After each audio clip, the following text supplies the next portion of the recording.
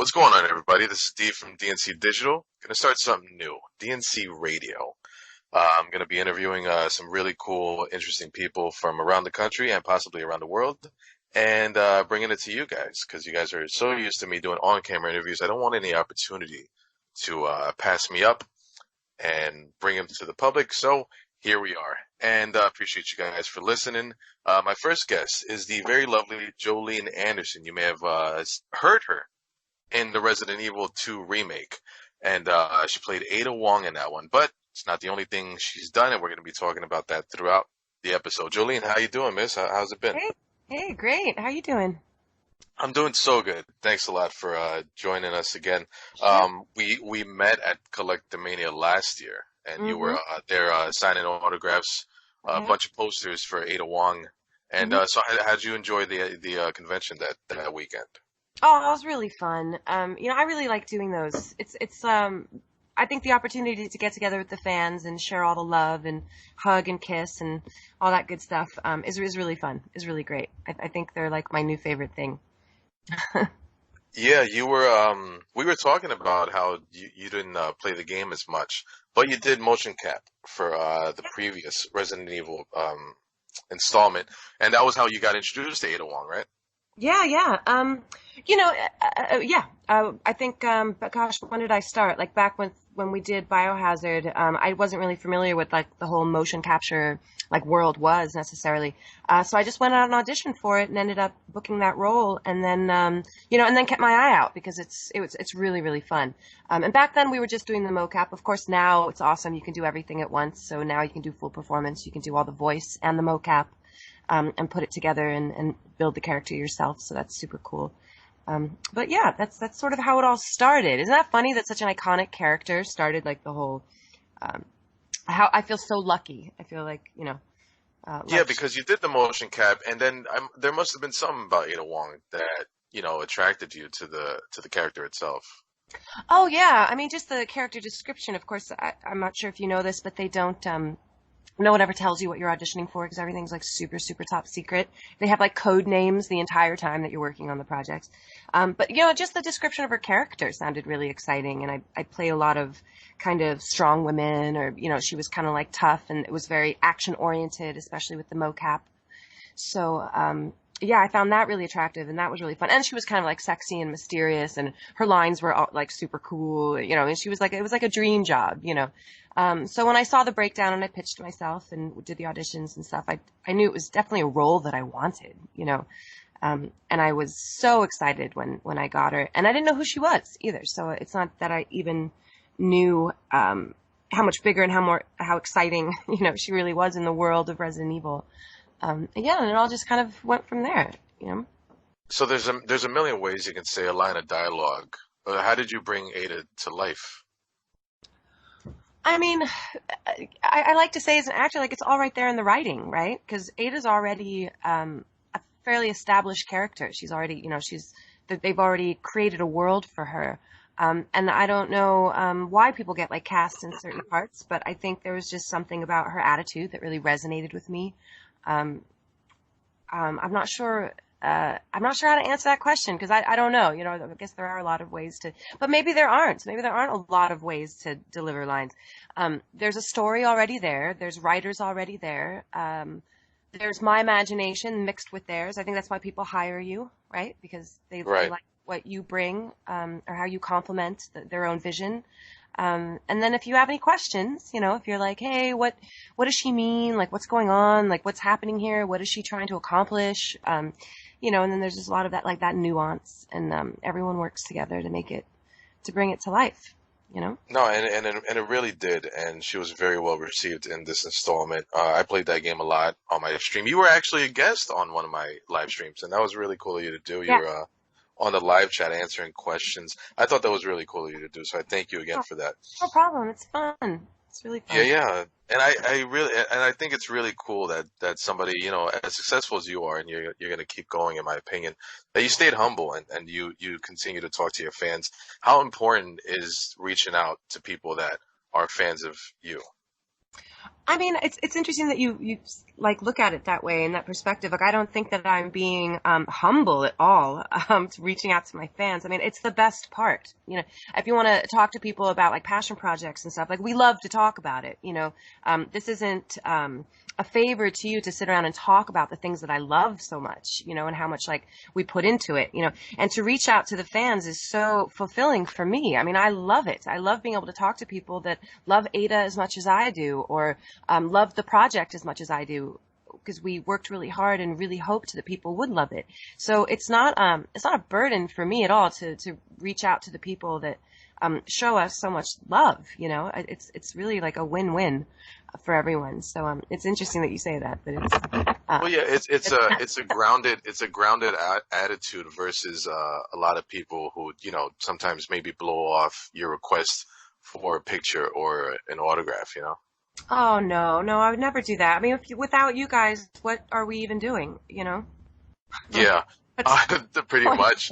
There's a nice little subplot with Ada Wong. They say behind every great man is a greater woman. She does get attached to Leon Kennedy. What are your feelings when you realize that that was gonna happen? Well, I love it. Because I'm a hopeless romantic. So you know, their dynamic is so, sort of strange and mysterious, and none of it's really, cut in stone. You know, I really do feel like people ask me all the time about what's going on between Ada and Leon. And who really kind of knows, you know, I like to keep it a little bit of a surprise. It is something that we talk about at great length, that we did for this game, right? Right. Because I'm not familiar with the entire story. I was just sort of getting a script every day, and I'm like, ooh, like what's going on with Ada and Leon? And they're like, well, let's talk about that. You know, we spent an entire week really dissecting the nuances of their feelings for each other, or what they were accomplishing, or who, you know, because they're very different people. I mean, you know, Yeah. what Ada's up to and what's going on with Leon are, you know, two different worlds.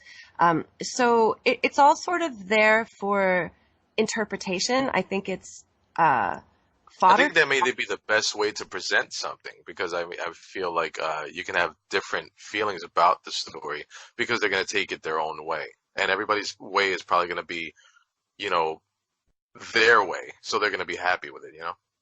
Yeah, well, and I think it's one of the things about this game that's really fun and interesting, or at least the story in the game is that no one kind of ever knows what's going on between the two of them. Everyone loves that there's this chemistry, but we're not really sure if Ada's got feelings for him, or if she's being manipulative, or if they're falling in love, and then you know it's all this mystery, and I think it's one of the things about the story that I love the most, and I don't want to ruin it by giving absolutes, you know, to the fans and stuff. And it's fun for me too. I mean, I get to live that life too, where we get to question all of our motives and how we feel about each other, and at the same time, it's also a really fun love story. And it's complicated. Yeah, definitely. I mean, aren't they all? But there Exactly. is. I mean, Ada Wong. I mean, when you say she's different, I feel like that's like just an understatement because I mean, she is the gray area, you know. Yeah. And I love wild card. yeah, how did you approach that? How did you like that there's such mystery about her, Yeah.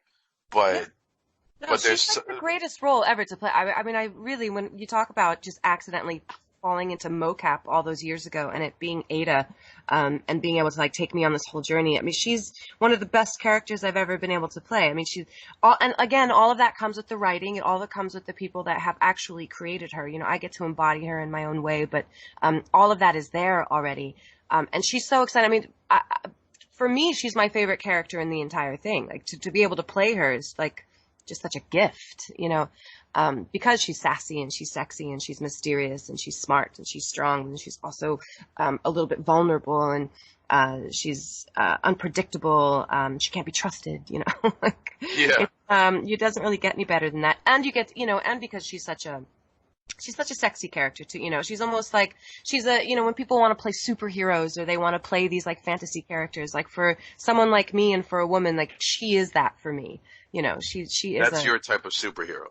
kind of, yeah. I mean, Yeah. she's pretty awesome. Resident Evil is a franchise that's lived for I want to say over 20 years. And we talked about the longevity the last time we spoke. And, you know, it's just the fans and they're so passionate. Yeah. And, you know, you did Ada Wong in the past, you did Ada Wong in this installment. What does that say for video games in general? Like the video game world has gotten so huge the past few Yeah. years. Where do you think it's going to take us in the next 5 to 10 years? I have no idea, but it doesn't seem to be slowing down anytime soon, right? I'm not a gamer. I'm not really a part of the gaming world. I don't really understand. This has been like my foray into gaming, and I've started doing like a bunch of different games, and they are so fun, and such a really fun acting gig, whether you're just doing Uh-huh. the voice or you're doing the mocap too. And the projects get bigger and bigger and more expansive, and the audience just grows and grows and grows. So I mean, I'm just really not sure. And now everything sort of gets franchised out into like films and blah, blah, blah, and blah, blah, blah. I have no idea. I just Now hope your that, name will be attached to the web that just grows and grows and grows. yeah, yeah. Yeah, every time a game comes out, I've never heard of it, right? Because what was the last time? Life is Strange, right? I'd never, Right, you did Life is Strange. yeah, I had never heard of it before. I didn't even know they made games like that. It's sort of like a choose your own adventure. And then that comes out and there's this huge fan base attached to it. There's this huge following. People are so invested in the story and the characters, in a very cinematic way, right? Hmm. So I don't know. I don't know where these two lines bleed, or like the difference between sort of the film and the gaming world. They just seem to be coming closer and closer and closer together.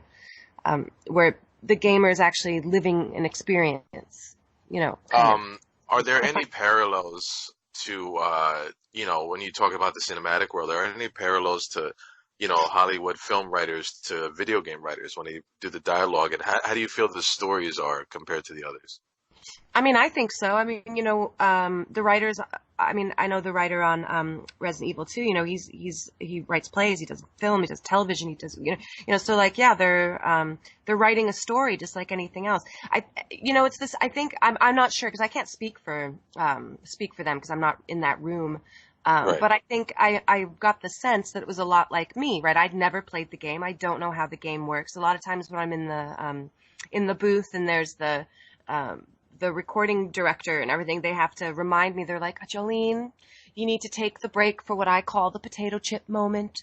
It's like when you're gonna lean over and get a chip, and you got to give them time to I'm like, oh, I don't see the game being played. I only see the narrative. I only see the story. Right, you're only seeing the dialogue that you're reading. So I'm assuming a lot of times with the writers that are embellishing the characters and are digging deeper into a story and trying to emotionally reel in the audience more, I imagine that their writing process must be just like, the rest of their projects. Or I know that's different. When you write for television, it's different than writing for film. And if you're adapting a screenplay, or if you're, I'm sure they're all very different. But they're still working the same magic. It's not that they're, Right. So like they're let's writing for a fake character. They're not writing for like a non-human character. I think it's kind of like what we're all doing is we're trying to make it as real as possible, which is what's really cool about video games these days. It's just based completely in reality, and they're trying to make it as real of an experience as possible. And I think they're doing a great job. I think we're awesome. going for it. Yeah. Let's backtrack a little. You started as a model slash actress. Mm-hmm. So how'd you dip your toe into? I mean, I know you did motion capture for Ada Wong, and Mm-hmm. then, but when they say that you didn't know what role you were reading for, did you know it was a voiceover role? Well, when I first did Ada, that wasn't a voiceover role. That was just the mocap. Right, but when you came back to audition for her, and did you know that it was a voiceover? Oh no, I didn't.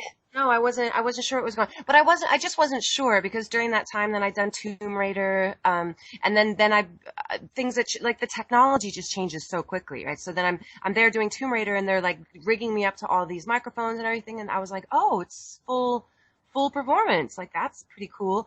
And so when I was pitching myself for Ada again for the remake, I wasn't sure, and I kind of went in there a little unprepared because I didn't know that I was going to be doing all of it. And well, thank God it like worked out because you can't really disassociate one from the other too much. If you're performing physically, then you have to be attached to it emotionally in a way that would still come out vocally. So I didn't know I was going to do that, and that again was just an amazing surprise. Because then, especially with a character like Ada, I was like, she's mine, she's all mine. like She's all so. yours. Yeah, so it wasn't like some other, because it's hard when you do the body and the movements and you're really acting it out, and then someone else's voice is on your character. I don't know. I didn't like that.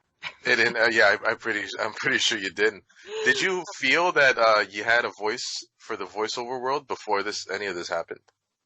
No, no. I mean, my voiceover actor friends, like, can do 50,000 accents, and they have a bunch of crazy characters under their belts, and they can do cartoons. So for me, doing voiceover, when I would do it, I've done like narrative projects, things like that. Like Hmm. sometimes, but so no, this has opened up a whole new world of a voiceover that's kind of just me. It's just a character. It's just me playing some person. So it's interesting. I keep trying to do more voiceover, and people are like, "Do you have a commercial reel? Do you have 50 different characters?" I'm like, "No, no, I You're like, don't." no, but I have Ada Wong.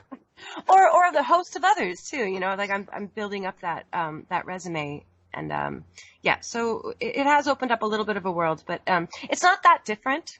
It's not that different from just acting. Like if you're doing a radio play, or if you're doing a staged reading, or for Life is Strange, we don't do the mocap for that. I don't know that anybody does mocap. I think that's purely animated. Hmm. But it's just going into a booth acting. It's not any different than whether the camera was on me or not. We still have to, it still has to be just very grounded in reality. And that character is also very grounded in reality. She's just a normal woman with I a think lot of, that's what makes it what might make it easier to use your own voice rather than yeah. your voiceover buddies that have a lot of different accents and characters that they use. Well, they're doing, they're reading, they're sort of narrating books with 10 different characters in them. Like that's not, I'm not that talented, and that's not what I've done. This has just been a really fun way of getting into like a voiceover world. And I hope they let me keep doing it because I really, really love it. Definitely. I mean, I mean, I know people loved you and your portrayal as Ada Wong. One thing I had a question about in the voiceover world. I'm a sucker for like those 3 disc DVDs special edition with a bunch of special features because I'll watch the special features more than I'll watch the movie. Um, a lot of time in animated stuff and voiceover work, you'd see the person by themselves, and then another time you see the person with whoever they're working with. I did a little bit of acting after high school, and I was taught that the easiest way to act is to react. So, you use that other person's energy, and it makes you, you know, answer that energy with that dialogue. Did you do it by yourself in the booth, or did you have somebody to work off of?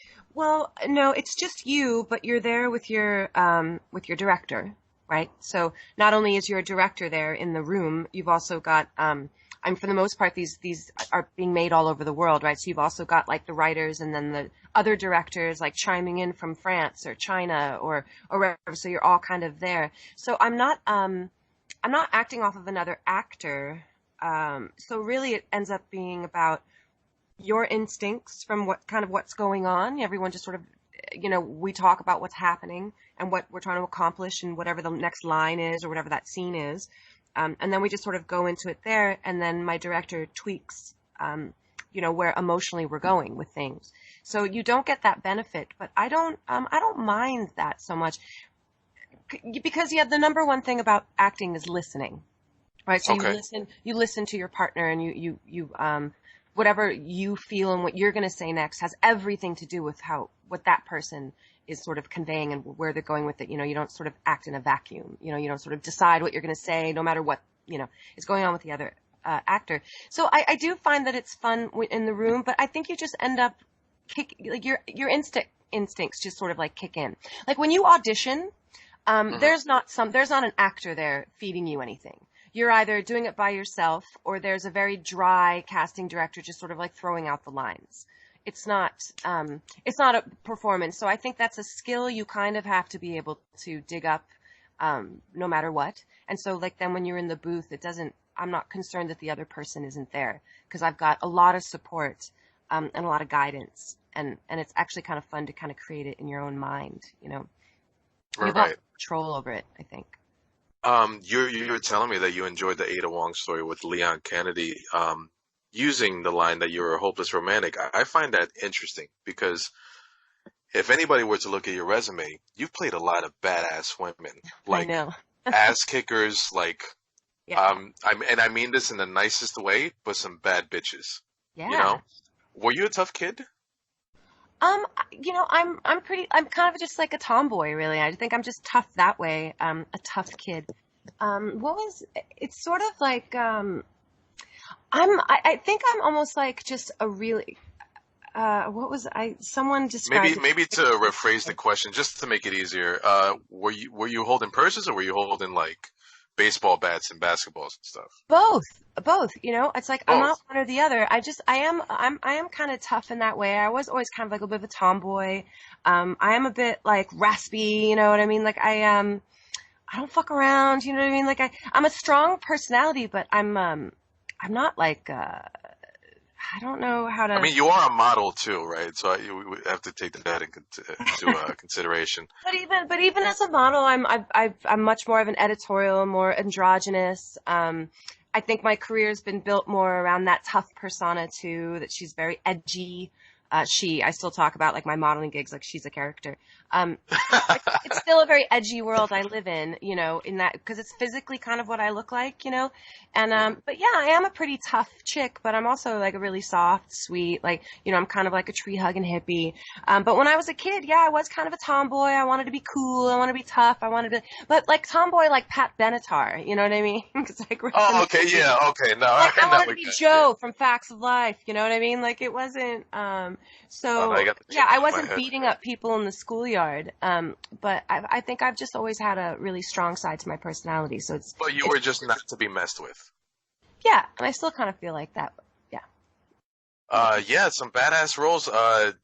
Jesus, I mean, looking at the trailers and everything, I want to talk about Where We Disappear, because now that I know you personally on some level, it's not strange to look at you like that, but it's like wow, like that was a hell of a performance. You played, am I pronouncing it correctly, Masha?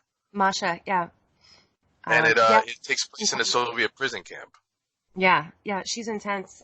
She's the bully of the bunkhouse, right? So there's 5 women in there, that sort of welcome this new girl ends up in there, and so you've got all these like personalities, and everyone's a bit dark. It's a harsh place, It's a place where everyone's already pretty broken down. But yeah, Masha's the bully for sure. So she's a lot of fun to play. I've often wondered. I don't know why it's easy for me to go to those places, to play those places of strength, or I love the villains so much because they're so extreme. I find playing regular characters not as fun because everyone I feel like has that dark side that comes from a place of vulnerability, of inner pain, or I don't know. Sometimes I book a lot of those roles because I think it's hard sometimes for people to go to those places, and I don't know why I find that very easy, You and enjoy? Oh, fun well, and I was fun. gonna say you enjoy the challenge, but it's not a challenge to you apparently. No, no, I think the challenge is where you become a more sympathetic character, where you are this monster, but you still want people to like you. And that's what the writer wants, it's what the director wants. You can't just be a straight villain. I think I haven't seen Joker yet, right? But Oh I feel, Jesus, you popped that movie in my head before you said it. but That I movie feel is. like this is what I You feel know what about it's Joaquin like? Phoenix. It's almost like you made me think of Frankenstein because the guy doesn't say one word in the entire movie, and he is a monster. And at the end, you feel bad for him, and Yes, that yes, arc itself is just it's awe inspiring because it's yeah. just like man, how did he do that? You know? Yeah. It's how I feel about Joaquin Phoenix as an actor. When people were like, oh, he's playing the Joker, and then people would start talking about it, and there's always controversy about whatever, and I was like, I haven't even seen it yet, and I know he's going to be amazing, and I know he was the best choice, because what I love about him, because I love dark film, I love that genre is my favorite. So I was like, I know he's going to be like really dark and disturbing, and at the same time, he has such a sympathy, there's something about him that you always feel compassion for that is so beautiful. So, yeah, are you there? No, no, yeah, I'm here. I'm sorry. Go ahead. No, it's okay. The mic's echoing back at me. I wasn't sure if you got that. Okay, Um, go ahead and just restart that idea. The Joaquin Phoenix compassion line. so, no matter how dark he goes, or how disturbing a performance or even the content matter of what he's working on, there's always this compassion you feel for him. There's always this beauty inside him that we all kind of attached to, and that's why he's one of my very favorite actors. And I think it's why I like to play parts like that, because to me it's complicated, and so I love it. You know. So, what's the compassion that somebody can feel from Masha? Without giving things away, I mean, Masha's a damaged person. She's suffered a lot of trauma. I mean, they're just surviving. I mean, normally when people act like that, it's a survival skill, right? Right. When you become cold and hardened to things, it's because you've chosen to survive, because you can't handle the truth. Like, I don't. No, yeah, I can totally relate to that. It's usually the toughest ones that have gone through the toughest things. You're not tough for nothing. There's something that hardened your skin. Yeah. With that being said, did you ever take a look at the world of mental health that you enjoy to do these dark characters, these villains and stuff? Well, yeah. I mean, I've studied quite a bit. I've looked into a lot of like mental health issues just from people in my life. I've had a lot of close friends and people that have not only suffered trauma, but suffered a lot of like mental illness type things that made it difficult for them to. But they are incredibly resilient, and they don't have any. They don't necessarily have a dark side, honestly. But yeah, I mean, I think that as an actor, you always have to study those things. I think, that's the whole thing. When you get a character, the whole point is to psychologically break them down and find out who they are and why they are who they are, and what is it they need, and how do they get their needs met.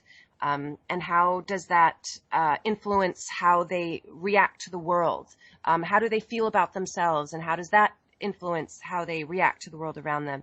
And every character is different, and you find those answers in psychology. It's behavior. I mean, that's kind of what we study, right? It's just human behavior. Right. Since it's a period piece, did you look back at the history of Russian Soviet camps? Well, yeah. I mean, I was really familiar with that to begin with, so it wasn't a stretch. Yeah.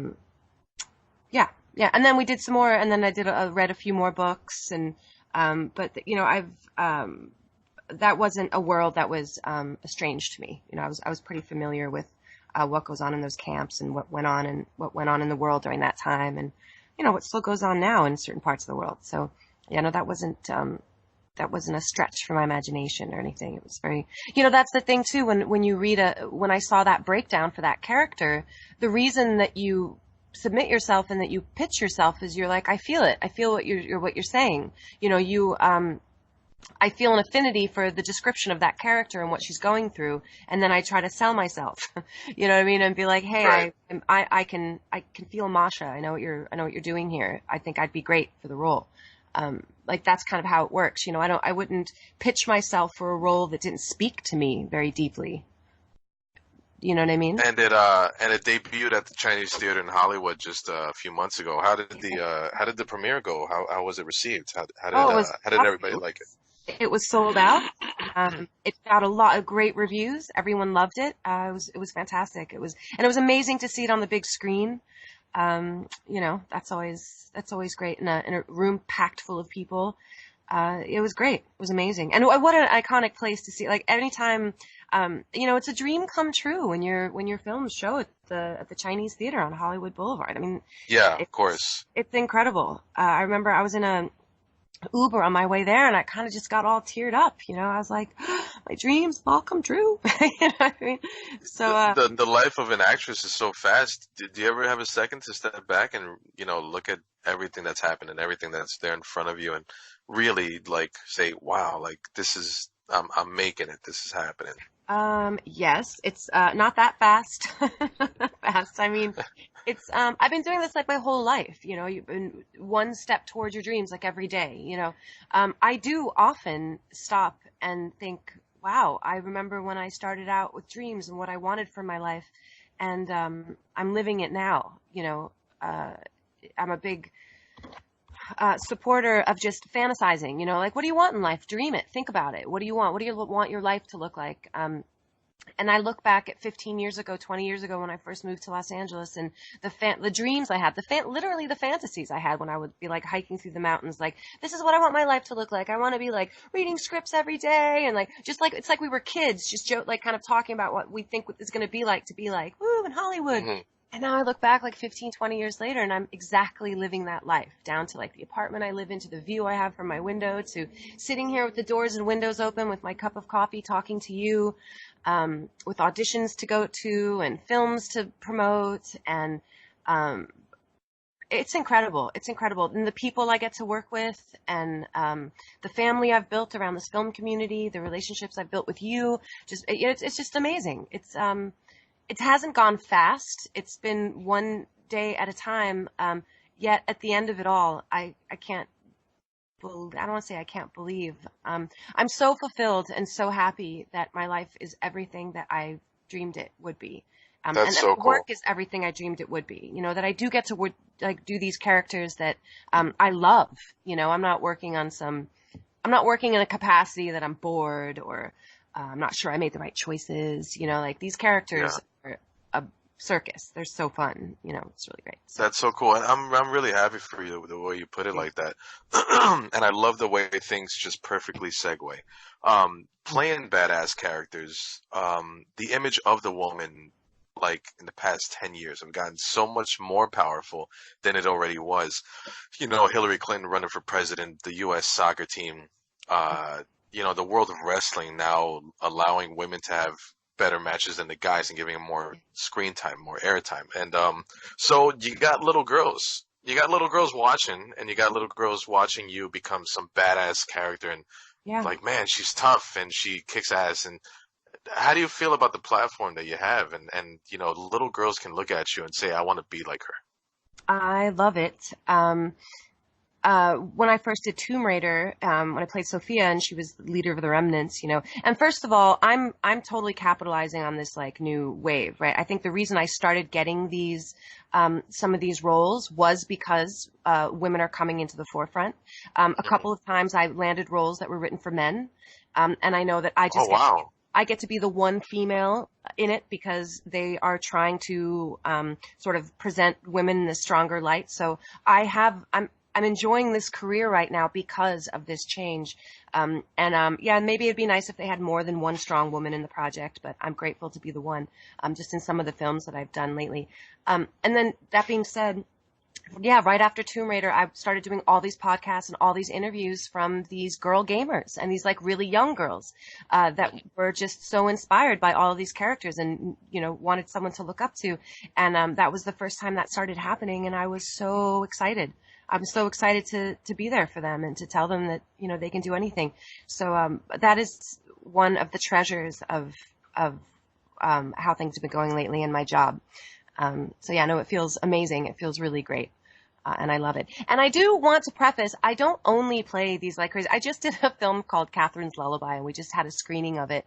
And it hasn't come out yet, but it's on my IMDb. And I have a few projects, and I keep trying to send them to my manager because I do play like normal women. In this movie, Catherine's Lullaby, I'm like the problem solver. I'm like the really soft, beautiful mom, like that kind of like tries to keep the family together. Like I do play the other sides of myself. I think I just gravitate towards these other parts because they're really fun, and I'm good at them, and then people see me that way also. So I just wanted to throw it out there that I do play normal people. I play normal women. I don't have to always kick major ass, but you kick ass anyway, and every performance and be strong without do. being assholes. Like I think the woman that I played in this film, while she's very loving and maternal, she is really strong. She was the glue that kept her family together. But she did it purely through, love and. Right. And I think any maternal, anybody who plays a maternal role in a family has to be that asshole. I mean, my grandmother was like so short, but we were terrified of that woman. Like, she would just lay down the law, and we listened to everything she said. My brother's 6'3", and his tail would go right between his legs if she ever told him anything. Oh, that's sweet. So I want to talk about The Last Beyond because the trailer came out. Mm-hmm. Well, the trailer's been out, and so So it's been going around. But when I looked it up, it said 6 years ago. Now, before we get into that, The Last Beyond is this. It's set in the 1930s, right, in Hmm. Montana, Hmm. and it's about going into the Montana wilderness, like the plains, and but then you guys end up like having this crazy like spiritual journey, and it's so beautiful, and it reminds me of these movies like in the mid 90s where it was just character driven, no smoke and mirrors, like it was just, and it looks really great. But I just want to get back to that. It was 6 years ago, but it's just being talked about now. Okay, but this is kind of how it works. You know what I mean? I mean, that's a long period of time, but not necessarily. That was one of the very first films that I worked on where I realized once you're done shooting and you go home, just move on. Just move on to the next project. You have no idea if it's going to get finished. You have no idea. Like, that sat around for a long time doing nothing while the people who made the film, got married, started a family, got jobs at bigger production houses, had to work on other projects, had to do other things. I think this was always their baby that they had to come back to.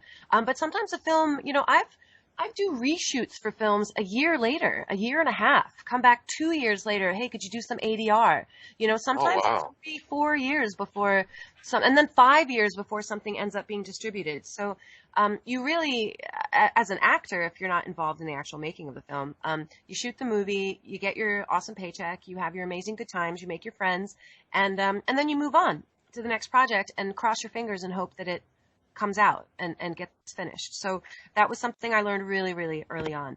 Thank God this has come back around because this movie was so beautiful. It was one of my very first projects. It was the first feature film I ever did.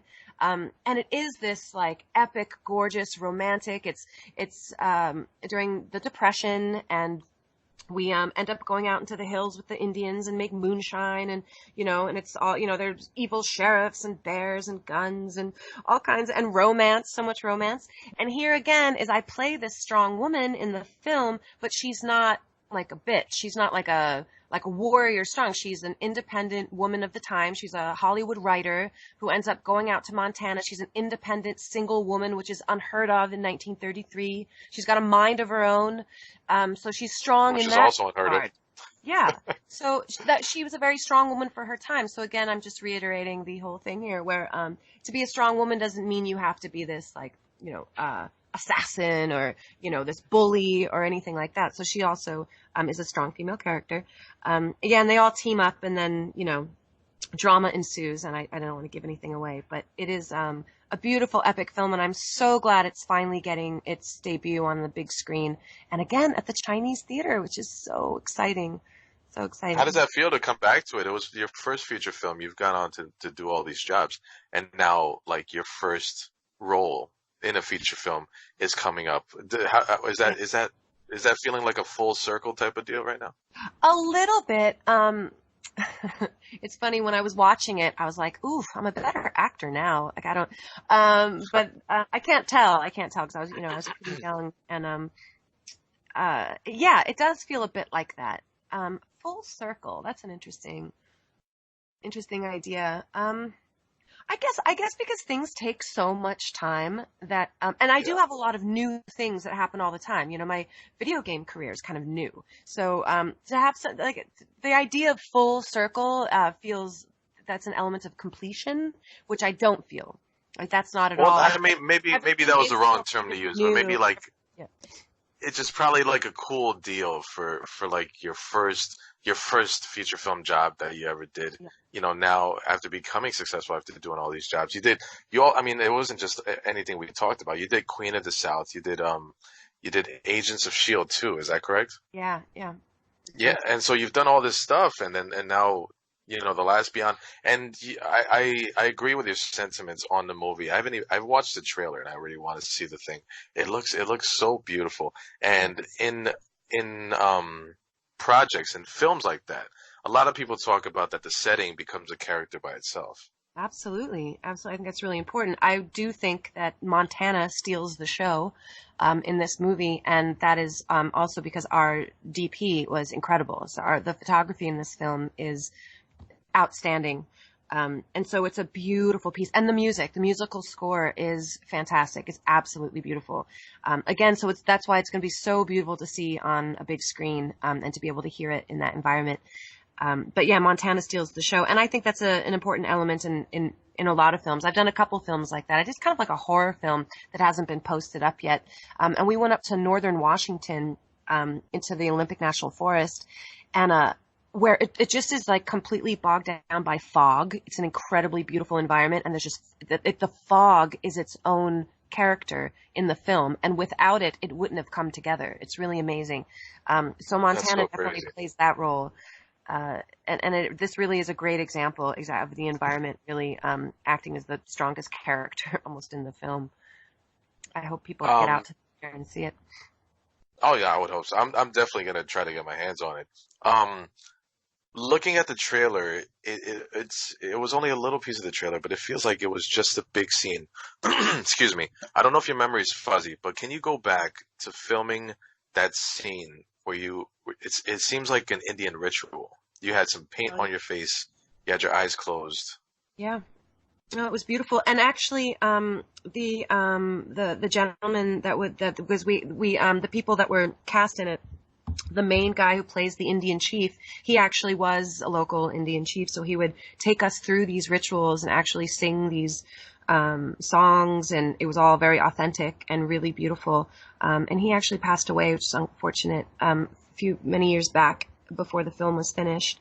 Yeah, that was all incredibly beautiful. I can't tell you how amazing this experience was to shoot the film to begin with. For it to be my first film, and then the kind of person I am, like, that just really suits my romantic sensibilities, to go out to Montana and spend a month with the Indians, with sort of living this cowboy. We went and stayed like in a cabin on the river, for a month to shoot this, and sort of just relied on the generosity of the local people. And it was amazing. So that scene was amazing. I don't want to give anything away, but I remember very clearly shooting that, and it was a beautiful, amazing experience. That's awesome. And an experience that I had was watching one of your recent projects. I turned on Hulu and I watched Ride. Isn't that funny? And Ride was it's a crazy 6 minutes, 7 minutes, 8 minutes, something like that. 6 minutes, yeah. If anybody listening, just fire up the Hulu, watch Ride, and just, you're going to sit there and you're going to say, what the hell did I just watch? Because at the end, I want to say, honestly, for me, my opinion, at the end, there was a sexual undertone because everybody was just exhausted. Your makeup was smeared. Let's just go back. You play a trainer, physical trainer. The spin instructor, the evil spin instructor. Yeah, there you go. That's what it is. Yeah. No, that was really fun too. And this is funny because, you look at like another really crazy, strong character, which again comes really easy to me, because she was like, she's insane. I think when I saw when I auditioned for it, the character, it said Lululemon on steroids. That's basically, it was just like an income. That was the description of the character? Yeah. So I was like, okay, we're going to take this up a notch. And she's like this guru, right? I think it's really playing on that idea where they have complete control. And I've played a spin instructor before where they have the similar thing. So this must be a thing. I don't take spin classes. You played an instructor in Casual, right? Yes. That was the same sort of thing where she's like, like they are disciples of these people, right? It's just really bizarre and really fun. So they're really big, crazy, strong characters to play too. And so this took it to another level. I don't know if spin classes are really like this. I don't know. I don't know either. I don't know if a bunch of people would just be staring at me saying, "Hi, Dee, welcome to the class." And I don't know. Well, people have said, they're like, "Oh yeah, I've taken these classes." And in fact, the director, she lives in New York, and that's how she was inspired. She takes these spin classes in New York, and that's how she wrote that piece. So it must be fairly close to real life. Are you saying Lululemon on steroids was your character in Ride? Mm-hmm. I feel like Ride was Casual on steroids. Yeah, I could see that. Because in Casual, you just walk in and you're like, "What's up, motherfuckers?" And I'm like, "Holy crap!"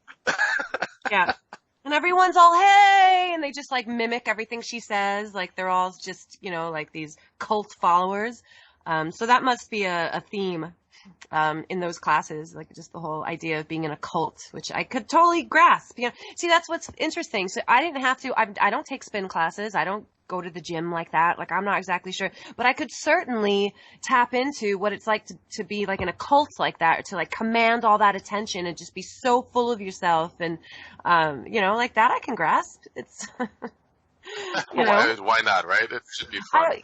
Yeah, it's a universal thing. But I'm glad you watched that. That was great, because I know she put her heart into that, and that was really fun. I think that was a really fun piece, and anyone can watch it. It's 6 minutes of your time, Yeah, it's not, it's a lot of fun. I mean, you're questioning a little bit because it just seems like you're this overzealous instructor, and you just got it all turned up to 11, and that's fine. Anybody can accept that when they're watching film. But then everybody's behavior, and especially you got the twins. The twins were more creepy than anybody else. Aren't they great? Everybody loves the twins, the Russian twins. You can follow them on Instagram. They're great. They're dancers too. Those guys are amazing. Oh, are they too? Yeah. I think they're called Russian twins. Yeah, they're awesome. And I want to give a shout out to the other lead actress who was hilarious in that short. Go ahead. It wouldn't have quite gone down if she hadn't been so funny. And especially that scene with the twins when they like turn around and look at her, and like every time I watch that video, I'm just really blown away by how hilarious Caitlin is. She's just so funny. Well, what was her name? Oh, Caitlin, I believe I'm actually looking it up right now to make sure I give her a good shout out because she was hilarious. Yeah, let's definitely. Her performance was great. I want to say Caitlin. Caitlin Constable. She's. Okay. I think she's just getting started. She's pretty young, and this is one of her bigger projects, or first projects. But yeah, she was hilarious. So it wouldn't have worked without her. So And that was part of Huluween, if I'm pronouncing that correctly. Mm-hmm. Yeah, over the course of October, a bunch of short films were coming out. Ride is definitely one you guys got to check out if you have Hulu. Even if you don't, just get the account. And Ride is a short 6-minute little thing, and it's just so awesome. And I was a big fan of that, actually. We sat down and we watched it. YouTube too. I'm not sure. Yeah, it's definitely on YouTube. I know you put up the link. You put up the link some. I did and that's how I saw it. And then we went home and we saw it on the TV. But it was a lot of fun. It's I just talked about you putting up the link and on social media. Social media has become like the easiest way to advertise yourself, to market yourself, and to meet new people and make new relationships. How has social media helped you and your brand? Unfortunately, I'm not very keyed into that. My brand, geez. I just like that I can keep in touch with everybody. I like that there's a place for me to let everyone know, for this, The Last Beyond, I can post it there and be like, hey, everybody, come to the movie, buy tickets. I just like that I have a way to communicate with people. I'm not sure that I'm doing a whole lot, for my quote unquote brand. I'm just not very, I'm just not geared towards that. I should probably get someone to do that for me. But I love that there's a platform there that we can all connect on. You and I can stay connected. Anyone I meet, we all can stay connected there. I DM people a lot. We're constantly in communication. I can see what other people are doing. So I love it. I love being able to stay connected and be able to tell people what I'm up to, because I'm proud of it too. I want to advertise, and I also want people to see it. And it helps all of us, right? I think there's a lot of people work really hard to make, Ride was 6 minutes, but that was a labor of blood, sweat, and tears. And I want people to check it out, not just for my benefit, but for everyone who worked so hard on it. So I love having the platform to just share. I guess that's what it's for. That's awesome. Yeah. And where can people find you on social media? Well, probably the best one is my Instagram, and I'm just at Jolene Andersen. So it's Jolene and Andersen with an SEN. And I have a Facebook fan page. You can always check in there too. Sometimes it's easier to put stuff up on Facebook. I can put videos and stuff that is harder than Instagram. But yeah. Yeah, Instagram doesn't allow you to put up a certain video more than like a minute long, I think.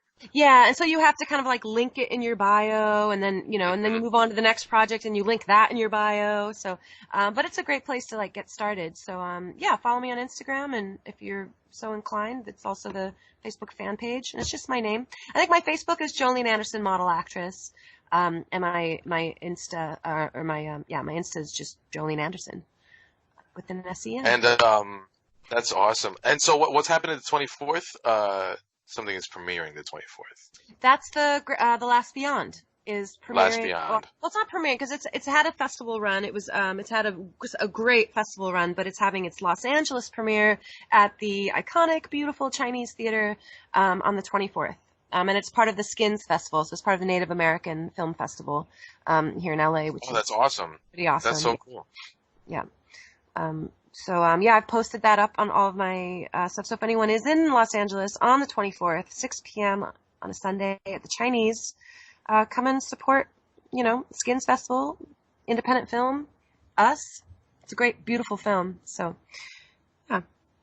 Are all independent film festivals a lot different, or do you see a lot of similarities besides the obvious? Like, everybody's watching a movie, everybody's there, everybody's actors, actresses. But is there have you had a crazy experience at one, or like a funny story, one of your favorites? No. Wished I did. No. I mean, they're exciting places to be. I feel like everyone who's attending, whether they're a filmmaker or they're someone who's in the market, who's looking to market the films, or maybe they have a client in the film, everybody's just so excited. Like, it's such a very creative, the vibrational experience is really fun because everyone is just looking for art. They're looking for new art. They want to support everyone. They want to see what people are making. They want to watch the films. They want to meet the people involved. I just find film festivals really exciting in that way, that everybody's just vibrating on this really exciting level. And everybody's sort of promoting their stuff and meeting people. And I don't know. That's just sort of how I see it. And that's cool. Part for me. Yeah. And then you get to see, I haven't seen these folks. We made this movie 15 years ago. I can't wait to see all of them. Oh my gosh. Hey, you guys, what's up? That's going to be great. Long time, huh? Yeah. One thing about your Instagram, I was going through your Instagram, and you had a very interesting meal one day. And I just wanted to know if it's a regular meal of yours. You had some worms. Oh, and you put #protein. Oh, well, I was shooting a commercial in South Korea, in Seoul, and our producer just, took us out and I insisted that because, they're like, what do you guys eat? Do you want pizza? And I was like, I only want authentic Korean food. Do not, feed me pizza. Don't bring anything else. Yeah, just don't do it. So she took us out to a very, authentic sort of cultural experience to this really popular place under a bridge. And yeah, she was just she's like, oh, no, don't get the worm. She was like, you don't bring the worms. And I was like, bring the worms. If they're a part of our regular meal, bring all of it, So we did. We tried everything. And they were really good. They're really delicious. Do you feel like one of the coolest things about traveling when you have, jobs to film or commercials or voiceover work, the coolest thing about traveling, I feel, is the food and how much you can learn about a certain culture. Yes. My happy place, my favorite thing in the whole world is to travel with work. Is to so being able to, because I travel a lot on my own. That's my favorite hobby is traveling. So yeah, definitely what you say about the food and the people. I just start walking the streets, meeting people, and eating and drinking. That's what I do when I travel. And then when you get to go to someplace like that when you're working, everyone goes really out of their way to give you the most authentic cultural experience. So anytime that someone else will take me somewhere.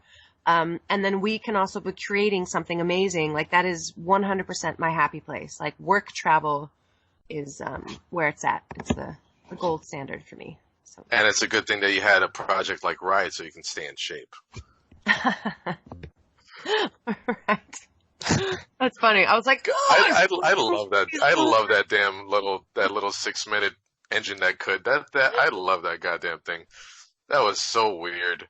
It was so weird, but in the best way. I'll never stop talking about that thing. I'm so glad. Miss Jolene. No, yeah, I loved it. I loved it. Oh my God, I'll make sure I let the director know too. I think she's gotten a lot of great feedback from that little short. So I'm good. She did a great job. She really, really great job. And her and I I had worked wish. together in front of the camera like way back then. We'd like modeled together. So she was like, "Hey, remember years ago when we shot that lifestyle magazine in that cabin up in Wrightwood?" And I was like, "Wow, shit does come full circle." Yeah. Now she's this fancy director living in New York, and she's like, "Will you be my psycho ride instructor?" I'm like, "Well, hell yeah, I will." So Why not? yeah.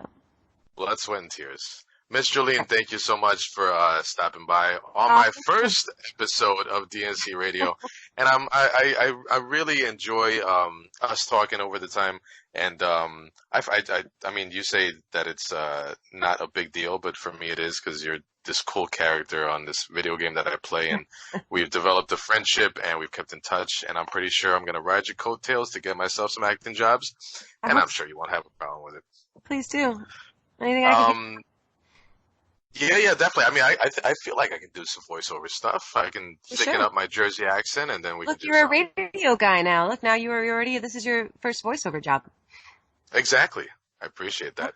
You can find Jolene Andersen on her fan page, Jolene Andersen Model Actress, and on Instagram, which would be easier to contact her at Miss, or excuse me, I keep saying Miss, Mm. at Jolene Andersen, Jolene, and Anderson is spelled S-E-N. Be careful with the other one because you're going to end up watching some singing competition show. Ah, Um, definitely. Yeah. So The Last Beyond is premiering at the Chinese Theater in Hollywood on the 24th at 6 p.m. Make sure you guys check that out. Make sure you just Google Miss Jolene Andersen, Queen of the South. The Last Beyond is going to be something crazy that I want to get my hands on, and you gotta send me a copy of that or something because I definitely want to see that. Ada Wong in Resident Evil 2, Riot in Hulu, Casual on YouTube. Were you named after the Dolly Parton song? Yes. I Yes. knew it. There's your research. There is the research, and that's how it pays off.